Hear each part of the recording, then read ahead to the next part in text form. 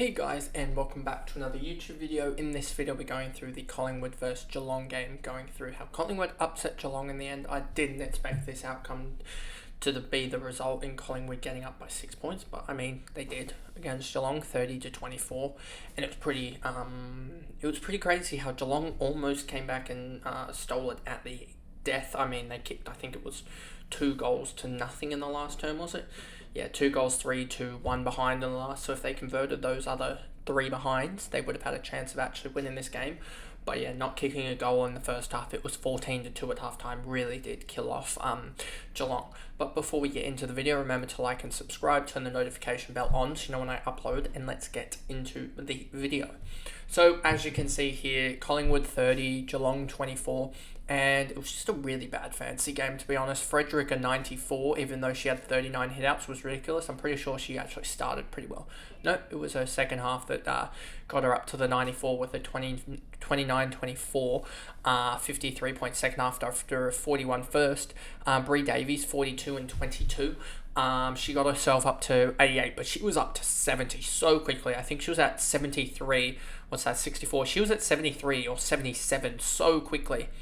That would be, so 64, yeah, 77, and that was, or I want to say about 10 minutes into the third quarter that she got to that, and she was ahead of everyone by about 5 or 10 points, and then it seems like she just scored 11 in about a quarter and a half or something like that. Bonucci got to 39 at half time, and she exploded in the third as well, and I think she was one of the leaders up there as well, but then it sort of was Frederick and Prespakis and girls like that really started to dominate the game too. In the fantasy scoring when I was watching it.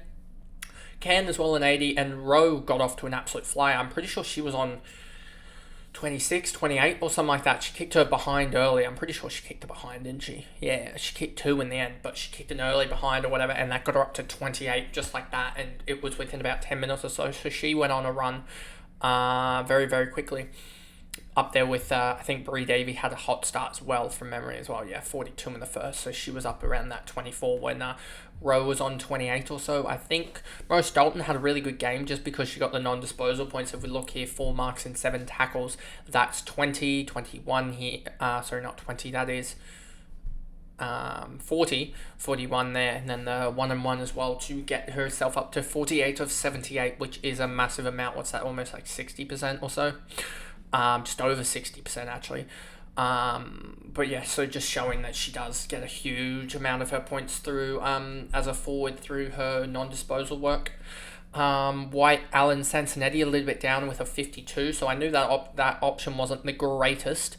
Getting Sansonetti as she was bound to fail if we look at her overall stats. Sansonetti, here we go. You see here, 85% time on ground for a 52. She had 80, but a 16 here, a 31, a 41. So I wasn't too interested in her stats. And she's averaging 49 on the year, which is even gone up after that 52. And that her average for the last 3 has gone up, obviously, because you take away a 31 and add a 52. So it's gone up by 7, I believe. So if you look at that, then it was 42 in the last 3 anyway, which isn't too kind in itself. So we went through Sansonetti, Sheridan, sort of, I think, similar. Schleicher, Fowler, Brazil, Morris, Livingston. Campbell was really, really low, and I think this was she even in the name? She wasn't even in the name side, I don't think, going into like Saturday or something like that. She was missing, and she was, I think, a late in, and you just see that 100 I thought was just a massive, massive, massive red flag.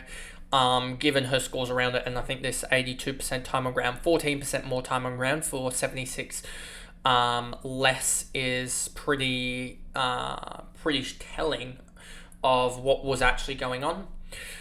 And that pretty much is it for Collingwood. Then we move over to Geelong, and McDonald, 102. She came alive in the last quarter, including a last half of 54, which just shows that she was going crazy. And then, I mean, yeah, so she went off in the last quarter to get up to the 102. I was hoping that Prespakis would be the one to do it, but Prespakis at 99 against Collingwood shows that she does have some form, and hopefully she can push on to get one of those big scores. She's got Richmond next, which should be an easier game.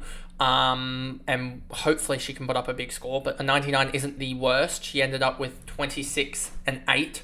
I wish she had taken 2 or 3 marks because that would have made it a lot easier, but the conditions were not marking conditions. You can just see 25 to 27 marks. It was just not marking conditions at all.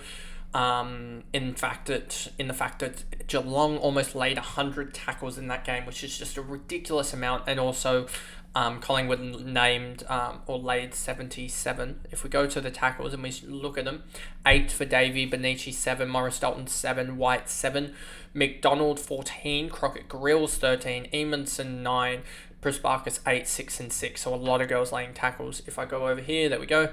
And raise this up a little bit. You can see Prasparkas also did blow it a little bit with 3 behinds. If she kicked any of those goals, and especially I think 2 of them were very gettable. Get 2 of those, get up to a 109. That's a perfect score for Prasparkas, given her what she'd done in the last little bit, and sort of just a way. Prasparkas was just getting in the likes of Goldsworthy, which was huge. And I mean, when we go to the round review, you'll probably see the trades, and there was probably some updating that I could have done, like getting rid of Priest because her role was horrific. I could have gone something or other like Priest to let me actually just check here what it would have been. Defenders, round points. I could have probably done Priest to Walker, Wardlaw to Goldsworthy, and Parker to Prasparkas. I think that would have worked. It would have not allowed me to get Borg, but Karras I think would have actually done better. So that should have been the plan, honestly. As what did Karras do?